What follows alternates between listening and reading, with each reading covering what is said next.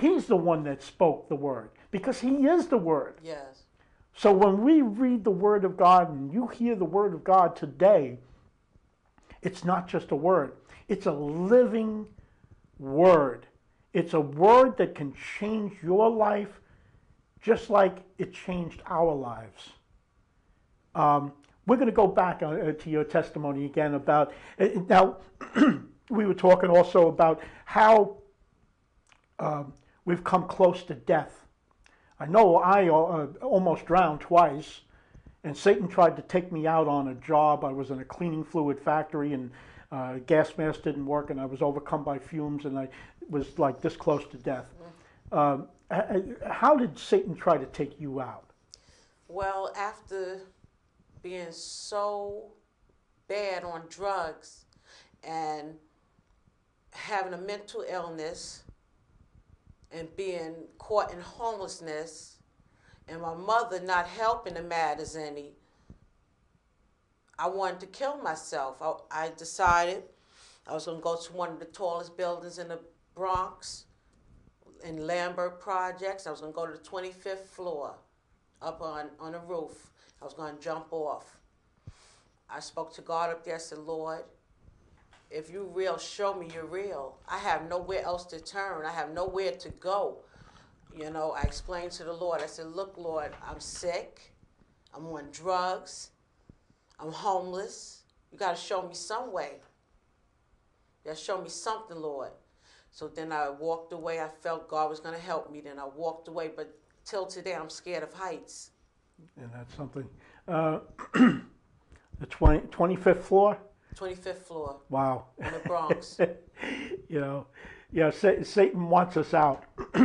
He wants us out. And if he can have you driving down the road and saying, let me hit that concrete barrier, let me try to end all this that's going on in my life. Maybe you're going through a divorce, or maybe you're going through abuse, or you're abusing yourself, or somebody in your life. And in our cases, we were abusing ourselves because our lives were actually a life unto death.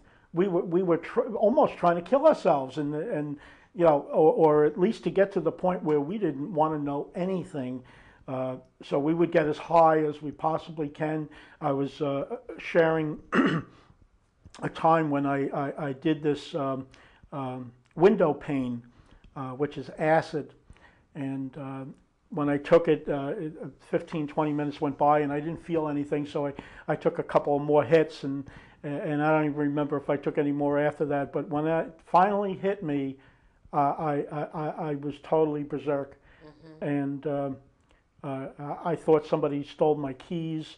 I was at a friend's house with a whole bunch of people, and they were all stoned up and everything. And I really thought somebody took my keys. And if I had a gun, I would have shot them.